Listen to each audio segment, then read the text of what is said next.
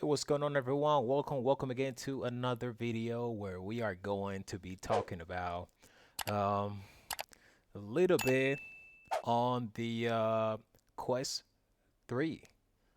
As some of you might know, I'll say 2 days ago I uploaded a video of me doing the unboxing for the Quest 3, some side-by-side comparison, some other stuff that we went over while unboxing the new headset. So that same day, like as soon as I stopped like the unboxing, I started immediately trying to set up the headset so I could start using it. So some of you that have purchased the Quest 3 or maybe that have purchased another Meta headset in the past know that even before you are able to use the headset, you got to go through some setup. You have to like pair it with an application which you need to have on your cell phone. And I believe that application is called. Let me just double check here. I think it's the Oculus something. I'm just gonna double check here so I am speaking facts here. So yes, it is the MetaQuest. The MetaQuest application for be it Android or iPhone. In my case, I have an iPhone. So you will not believe all the trouble that I went through trying to pair the Quest 3 with my iPhone. I spent literally almost almost an hour trying to pair it, and it didn't want to pair. And just so you know, in the background here, you're gonna see like a video playing of me trying virtual desktop, because I actually purchased that one for the Quest 3. And so you'll see me trying to sit down here on my cockpit. I was about to do some flight simulation stuff there with the Quest 3. I am going to go through some of the positives that I found with this headset, and I'm gonna try to go on a order. I mean, I'm not gonna be following any specific order here, to be honest. But I'm just going. I have a little bit of a list here, but I'm just gonna go over each one of those items. So at least some of you that are still on the fence about picking that headset, maybe maybe this is going to convince you to go over it. But don't go too quick, because I am going to eventually go over the negatives, which to me were just, I mean, they were just deal breaker, and primarily the reason I sent the headset back to Meta. So again, like I mentioned, first one on my list here, it's got way better lenses than the Pico 4, and both of them have pancake lenses. But the Meta Quest 3 lenses are way more polished, have way less distortion or imperfection on the actual lens, and eventually that just you know have you have a much better experience, like reading text, reading like I don't know, everything that goes through the lenses. It just come through way clearer, pretty much. And I just gotta be honest, that's just the case, and that's one of the main advantages of having that headset. Now, second item here on the positives, screen are better. Let's see here. So yeah, so the screen, it's actually, or the screens are better because you got two screens, are much better than the screens that you get on a Pico 4 as far as color, contrast, and what else? I mean, that's just about it, pretty much. Color and contrast. Uh, Resolution is clearly lower than the one that we have on the Pico 4. Third item here, the audio. I was surprised with the audio. The audio is very spatial type of audio. You get some better bass than what you get on a Pico 4. I don't think you even get bass on the Pico 4, to be honest. But the audio on the Quest 3 is much better than the audio that you have on the Pico 4. And I'm talking about the default speakers, so it's much better. So last item that I have here on my positive, it's got way better tracking than the Pico 4. And just Just give me 1 second to actually elaborate more on what I'm talking about when I say it's got better tracking. I'm not saying it's got better tracking as far as the controllers, because I believe you get better tracking with the Pico 4. So with the Quest 3, I don't know, you probably are fine as long as you are like probably, or you have your controllers at least 90 degrees to the side. If you go any further than that, then you're gonna lose tracking completely with the Quest 3 with the Quest 3. Also, if you raise your hands too far, you will lose tracking it as well. And clearly, if you go like putting your hands on your back, also you're gonna lose tracking almost immediately.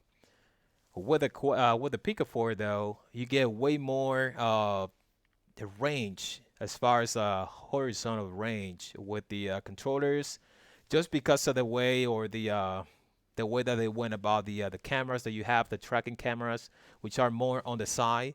In the case of the Quest 3, you got two cameras on the front, and then you got two more cameras like facing downwards, but you have absolutely nothing on the top, which is pretty much one of the reasons when you try to, spray your hands around with your controllers, you lose track immediately, and also you have a lot of trouble when you raise your hands because your headset are no longer able to track your controllers, if you will.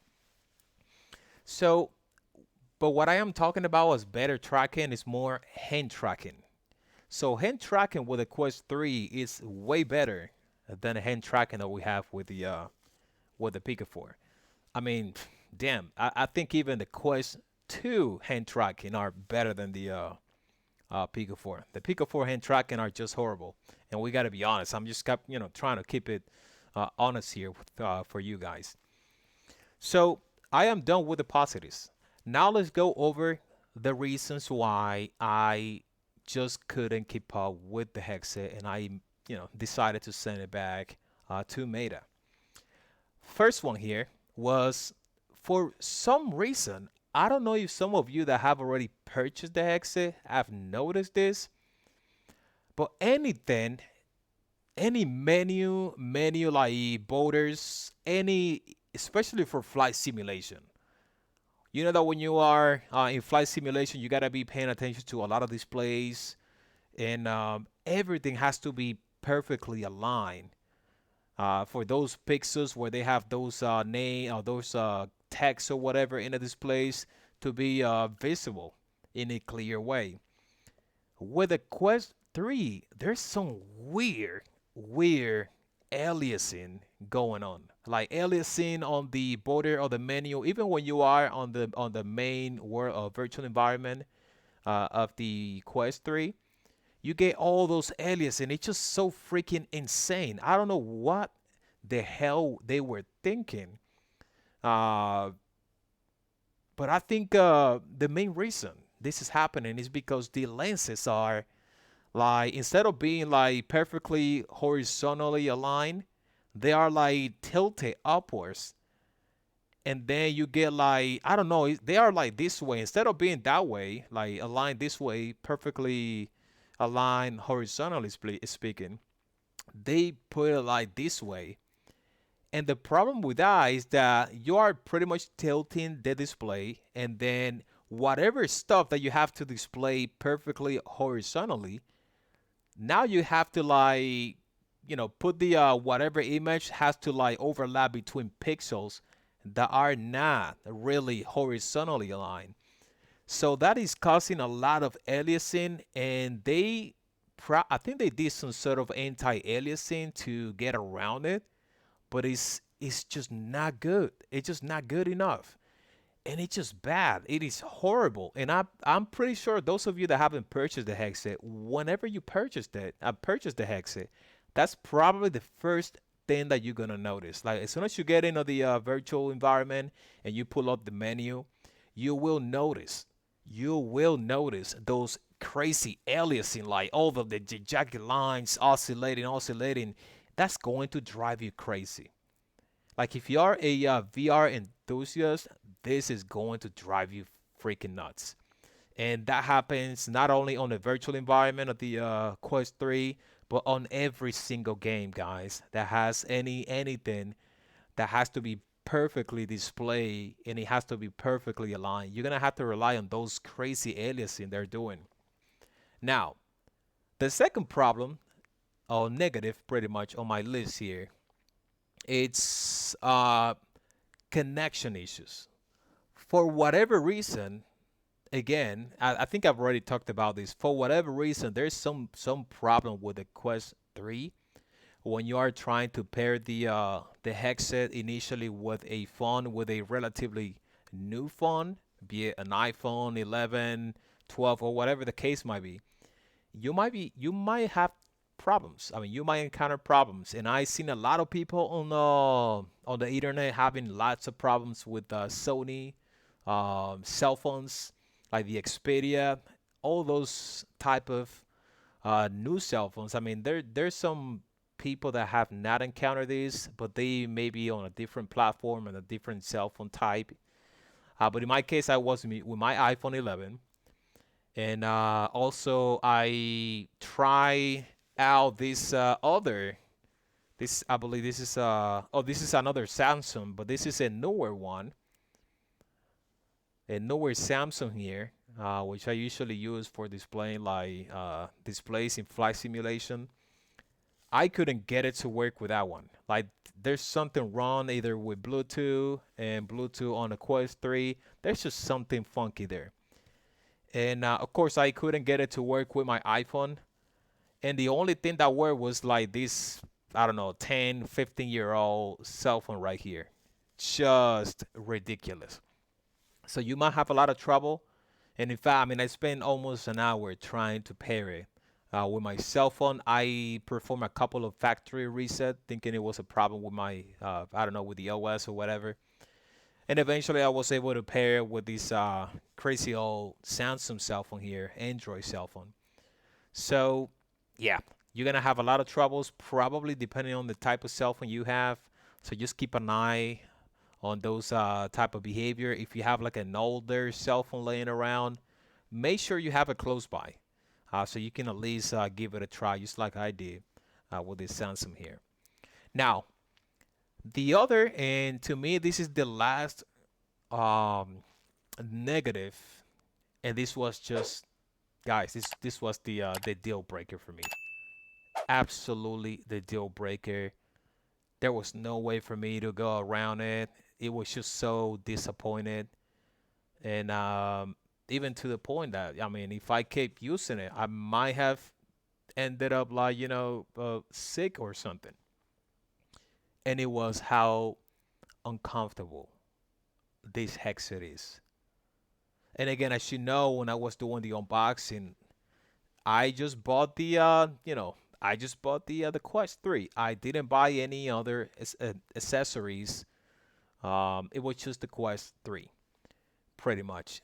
And guys, the head strap, the fabric head strap that comes with the Quest 3 is the worst of the worst of the worst.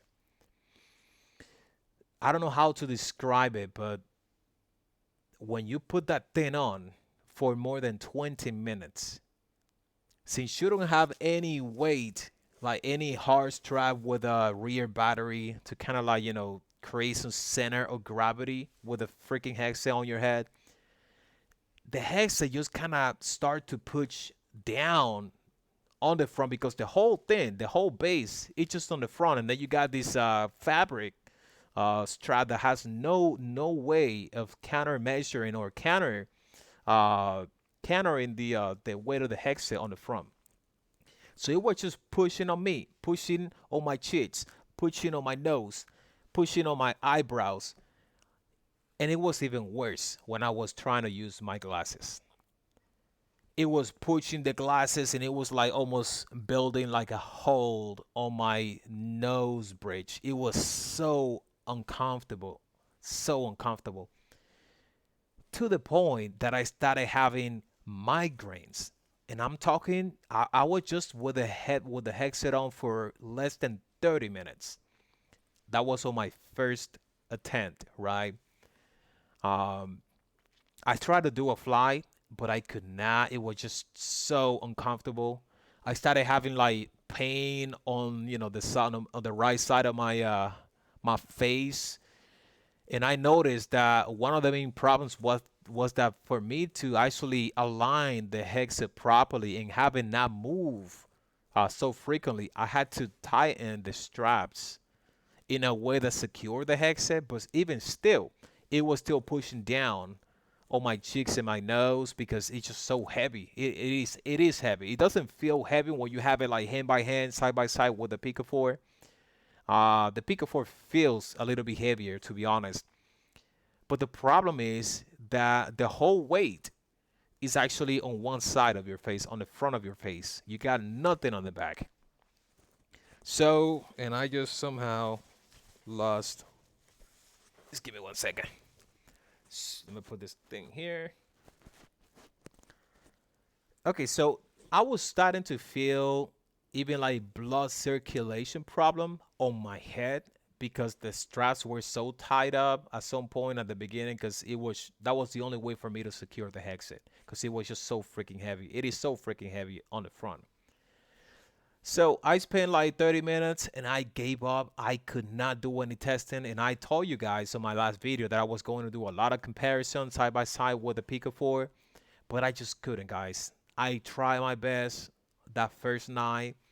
I just couldn't.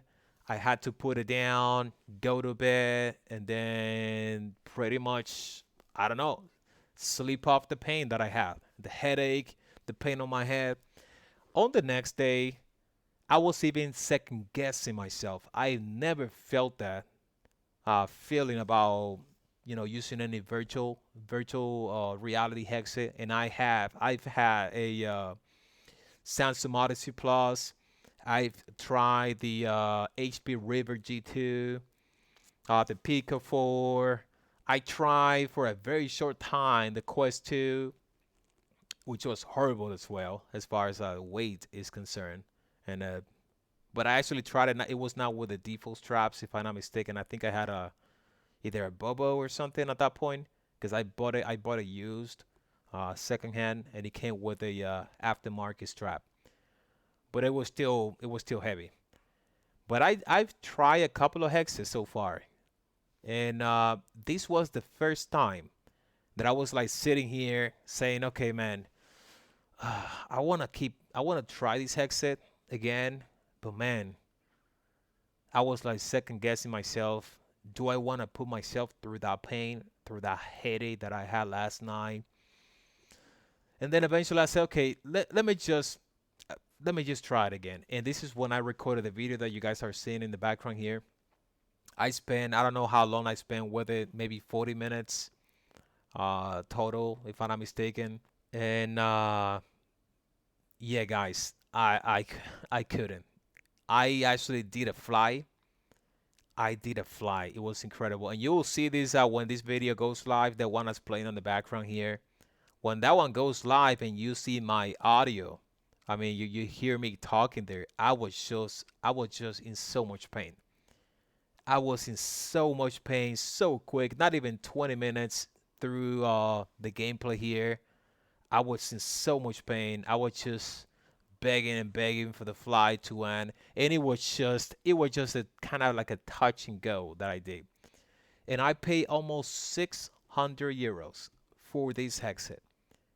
And I thought like Meta was going to put a little bit more effort into comfort on this headset, and clearly they did absolutely nothing comparing this with the Quest 2. It came with almost an identical head strap. They just put like some kind of like a Y shape one, but that is absolutely useless. So it was, at least for me, my head shape, and it might work for you. But again, who knows? I mean, I've seen a lot of people, excluding of course the typical big YouTubers that get the headset for free and they just start talking nonsense and start just praising the headset because they want to influence your purchase decision at the end of the day. I am not one of those, and I'm just keeping this as honest as possible. but I seen a lot of people. If you go out on the internet and go to Reddit posts and watch some other smaller YouTube channels, you will see that a lot of people are complaining about how uncomfortable that thing is. And you know what the funny thing is that they knew exactly that headset was going to be so freaking uncomfortable. And this is why they came up with two additional straps for you to purchase additionally, separately. They put up one, which is just a freaking basic plastic with no battery for like 80 euros. And then they're selling you another one that comes with like an elite strap that comes with a battery for like 150 or 60 euros. Like, are you freaking kidding me? I just paid almost 600 euros and I can't even use the damn thing because it's so uncomfortable. And now I have to go and give you another 160 euros or 50 euros or whatever the case might be, or maybe another 80 euros for that piece of plastic, which is something that you could have, like, at least the basic strap that doesn't have any battery. At least they could have put that in the default, in the original, in the headset, and replace the whole fabric strap completely. And they didn't, because they just want to get more money off of your packet. They know people will have to buy a head strap. And the only ones available are the ones from Meta right now. You might find a couple popping up or cropping up right now here and there on some websites. But yeah, either they just go away out of stock immediately, or they're just are not good. I mean, at least they don't look good. They just look so clunky. So yeah, guys, that's pretty much it. So unfortunately, there's no more content about this Quest 3 coming up because I no longer have the headset. I sent it back yesterday to Meta, and I am looking forward. I am looking forward, but to getting my money back. That's the only thing I am looking for. I don't want to try this headset, not even for free. So, right, so that's pretty much it for this video. Be sure to hit that like and subscribe to the channel if you're new, and I will see you on the next one. Take care.